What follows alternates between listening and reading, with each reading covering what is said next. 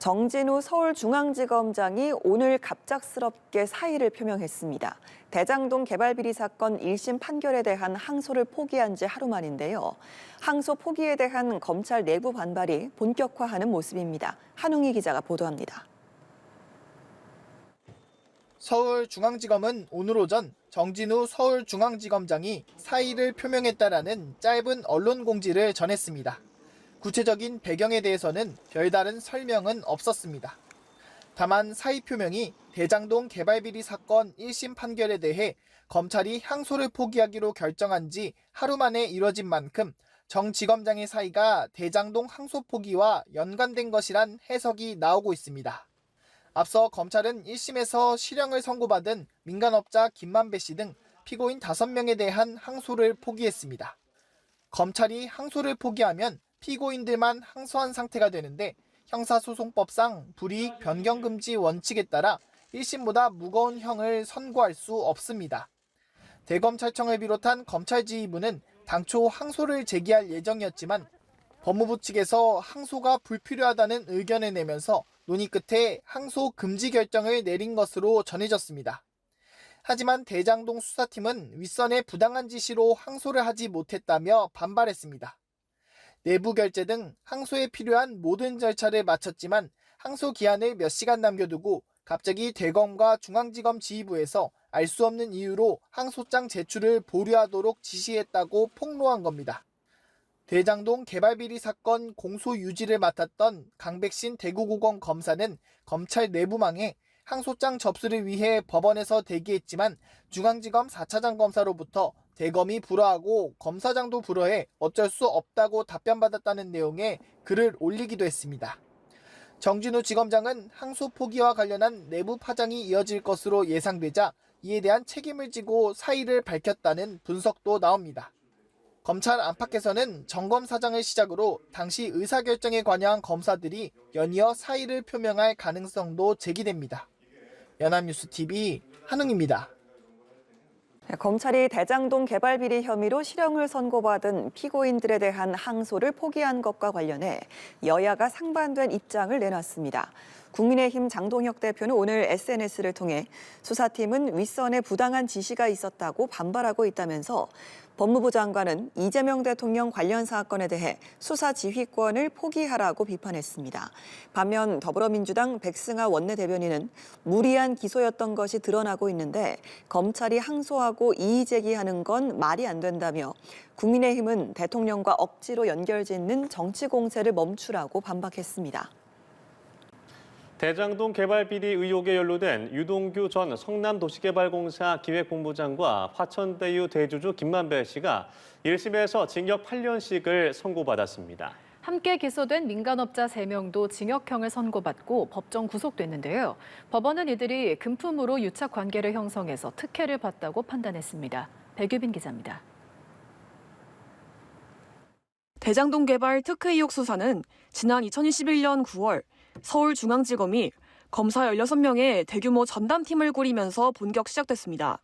유동규 전 성남도시개발공사 기획본부장이 화천대유 대주주 김만배 씨와 남욱 변호사 등 민간업자들에게 부정하게 개발 이익을 몰아줬다는 게 의혹의 골자입니다. 2021년 말 기소돼 4년 가까이 재판이 진행됐고 법원에서 1심 선고 공판이 열렸습니다. 4년에 걸쳐서 저의 입장이나 혹은 내용들, 이 법에 관련된 모든 내용들을 다 말씀을 드렸습니다. 1심 재판부는 피고인 전원에게 중형을 선고했습니다. 김만배 씨와 유동규 전 본부장에겐 각각 징역 8년을 선고하고 김 씨에게는 추징금 428억 원을, 유 전 본부장에게는 벌금 4억 원과 추징금 8억 1천만 원을 명령했습니다. 함께 기소된 정민용 변호사는 징역 6년을, 정영학 회계사와 남욱 변호사는 각각 징역 5년과 4년을 선고받았습니다. 재판부는 이 사건을 성남도시개발공사의 당시 실세였던 유동규 전 본부장과 실무자였던 정민용 변호사가 민간업자 등과 결탁해버린 부패 범죄라고 규정했습니다. 재판부는 이들이 공사 설립과 시장 재선 과정에 기여하고 금품을 제공하는 등 유착관계를 형성해 사실상 사업시행자로 내정되는 특혜를 받았다고 판단된다고 밝혔습니다. 수천억대 개발 이익을 민간업자들에게 넘겨줌으로써 성남시가 손해를 봤다며 배임죄도 인정된다고 봤습니다. 유 전 본부장에 대해선 김 씨에게 5억 원을 받고 사업자로 내정하는 등 배임 범죄를 주도했다고 지적했고, 김 씨의 경우 최종 결정자로서 범행에 적극 가담하고 가장 많은 경제적 이익을 취득했다며 중형 선고 이유를 설명했습니다. 이들은 선고 직후 별말 없이 모두 법정 구속됐고 김 씨는 항소의 뜻을 밝혔습니다. 연합뉴스TV 백유빈입니다. 대장동 개발 비리 의혹과 관련해 1심에서 중형이 선고된 유동규 전 성남도시개발공사 기획본부장과 정민용 변호사가 판결에 불복해 항소했습니다. 법조계에 따르면 유 전 본부장과 정 변호사는 지난달 31일 1심 선고 직후 서울중앙지법 형사합의 22부에 항소장을 냈습니다. 재판부는 앞서 유 전 본부장에게 징역 8년과 벌금 4억 원, 추징 8억 1천만 원을, 정 변호사에겐 징역 6년과 벌금 38억 원, 추징 37억 2,200만 원을 선고했습니다. 함께 기소돼 중형을 받은 화천대유 대주주 김만배 씨, 정영학 회계사, 남욱 변호사 등은 아직 항소 여부를 밝히지 않았습니다.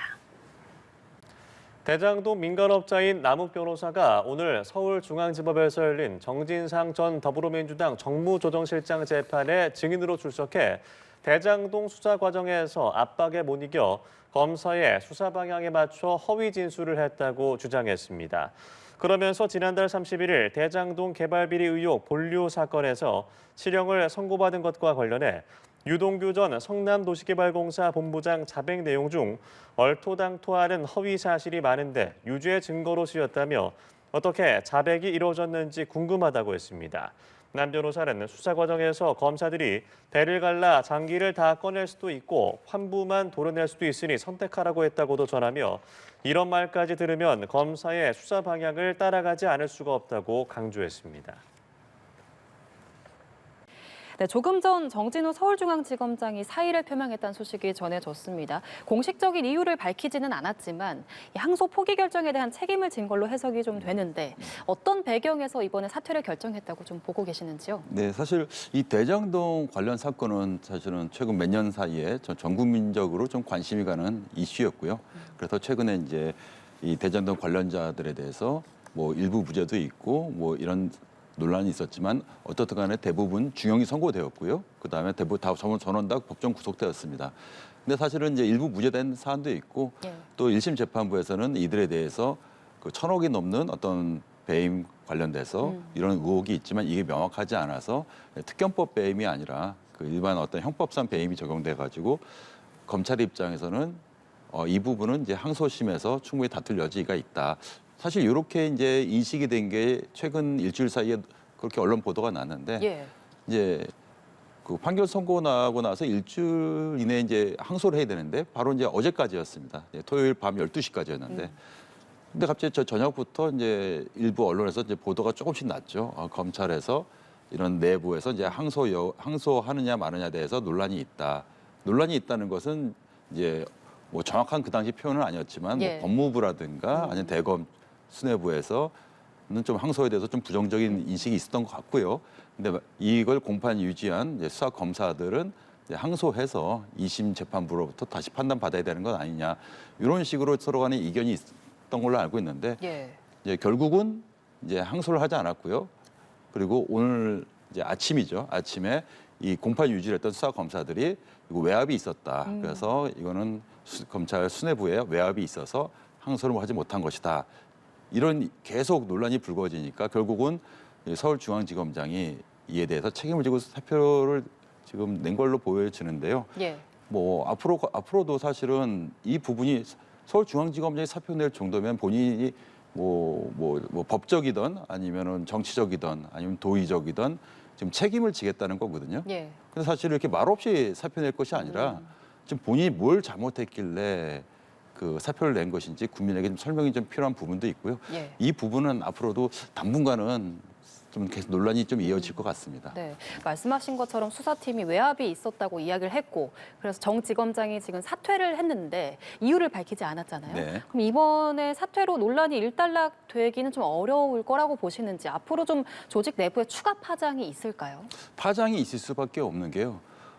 물론 이제 2심 재판은 이어질 겁니다. 왜냐하면은 이 실형을 선고받은 피고인들이 항소를 했기 때문에 예. 2심 재판이 이어지는데 문제는 이제 검찰에서 항소를 하지 않았기 때문에 이 피고인들에게는 더 이상 이제 불이익하게 이제 1심 판결이 변경되지는 않고요. 예. 1심 판결에 나와서 뭐 무죄 나온 부분이라든가 뭐 하여간 뭐 형선고된 부분에서 더 나빠지지는 않습니다. 그러니까 이 피고인들은 본인들에게 유리하게 선고가 바뀌거나 또는 최악의 경우는 1심 판결 그대로 가는 거죠. 이 피고인들 입장에서는. 네, 검찰이 항소하지 않았기 때문에. 그런데 사실 이 부분은 뭐 지금 법무부도 이제 방금 보니까 또 입장을 냈어요. 이게 정당하게 지금 항소 하지 않아도 되는 어떤 기준에 부합하기 때문에 예. 그게 내 법무부라든가 대검 입장이다 이런 취지의 입장이 나는데 이것을 사실은 이렇게 논란이 될 거였으면은 좀 진작에 왜냐하면은 마지막 날 데드라인에 그것도 밤 늦게까지 계속 수사팀 검사들이랑 예. 수뇌부 간에 갈등이 있었던 거거든요. 사실 그 법무부란 대검의 입장이 이게 내부 규정에 따라서 항소하지 않아도 되는 사안이었으면 일주일을 기다릴 것이 아니라 진작에 수사 검사들과 논의를 해서 좀 입장을 좀 공표했으면은 뭐 이런 논란도 필요 없거든요. 근데 지금 막상 항소 기간은 도과돼서 한 검찰은 항소하지 않았고 난데없이 중앙지검장은 사표를 내고 또 역시 난데없이 법무부나 대검에서는 이건 항소 포기 사유다. 그렇지만 수사 검사들은 계속 반발하고 있고 예. 이게 파장이 뭐 오늘 내일 마무리될 것 같지는 않습니다. 이 항소심이 열린다고 해도 검찰에선 항소를 포기했기 때문에 피고인에게 유리한 방향으로만 결론이 날 수밖에 없는 거군요. 아니, 좀 전에 말씀드렸듯이 예. 이제 유리하게 날 수도 있고요. 예. 최악의 경우는 1심 판결 그대로. 유지. 예, 그냥 뭐 예를 들면 뭐 징역 몇 년을 선고받은 피고인이 있다면 최악의 경우는 그 형량이 유지되는 거죠. 더 무겁게 처벌되는 건 아닙니다. 예. 그렇군요. 알겠습니다. 그럼 항소 포기 과정에 대해서도 좀 이야기를 해볼 텐데 이 검찰이 항소를 포기한 데에는 당정이 추진하는 배임죄 폐지가 영향을 줬을 거란 분석도 있는데 이 부분에 대해서는 어떻게 보십니까? 그럴 거였으면은 오늘 입장을 냈어야죠. 법무부에서. 저는 그런 어떤 정무적인 판단도 충분히 뭐 가능하다고 생각합니다. 그렇지만 오늘 법무부 입장에는 그 내용이 빠졌어요. 예. 예를 들면 배임죄 이제 폐지에 대해서 이제 그 당정에서 이제 좀 입장을 낸 것도 있고요. 예. 그리고 그거에 대해서 언론 보도도 있었지 않습니까? 예. 차라리 이번에 그러면 공식적으로 이런 배임죄 폐지 논의가 있기 때문에 사실 이제 뭐 항소 포기했다라는 어떤 그런 메시지가 전달되었으면은 좀 일말에 좀 수긍할 여지도 없진 않다 생각 들지만 근데 사실 그런 입장 내기가 좀 어려운 게 지금 전국 법원에서 각지 법원에서 이 업무상 배임이라든가 배임, 특경법 배임 이런 걸로 지금 재판받는 피고인들이 굉장히 많거든요. 그럼 그런 사람들에게도 동등하게 적용되는 것이냐라는 부담이 분명히 있을 것입니다. 예. 왜냐하면 그 사람들 같은 경우도 만약에 판결 선고받으면 항소하지 않을 거냐. 이거는 사실 굉장히 법무부 입장에서 부담이 되는 거거든요. 사실 그래서 그 얘기는 끊을 수 없는 것 같고요. 그래서 저는 좀 이례적인 건 분명히 맞습니다. 예. 그러니까 저도 이제 한 20여 년간 그 변론을 하면서 검찰의 그 어떤 항소, 그러니까 거의 자동 항소입니다. 예를 들면 일부라도 무죄 나오거나 뭐 양형에 대해서 검찰이 그 어떤 만족스러운 결과가 나오지 않은 경우에는 그 다음 날 항소하는 경우도 있습니다. 바로 다음 날. 예. 사실 거기서 변호사들 사이에서는 야 너무 좀 이렇게 내부 검토도 하고 좀 신중하게 하고 예를 들면은 좀 1심 판결에 대해서 검찰도 좀 심사숙고하고 검토할 과정이 필요하지 않냐라는 생각이 있는데 하루 만에 보통 이틀 만에 항소를 해요 검찰은. 네. 근데 이번 사안은 좀 이례적인 건 분명하고요. 그 이례적인 만큼 이것이 하나의 기준점이 된다면은 다른 사건에 대해서도 그렇죠? 다른 피고인들의 사건에 대해서 또 같은 잣대가 필요하지 않나. 예. 그래서 아까 말씀드렸듯이 이 부분에 대해서는 지금 뭐 수사 검사들이 반발을 한 게 분명히 명백하니까 이제 대검이라든가 법무부에서 좀 더 명확하게 국민들에게 좀 설득할 수 있는 예. 좀 메시지는 좀 필요하지 않나 생각이 듭니다. 예, 알겠습니다.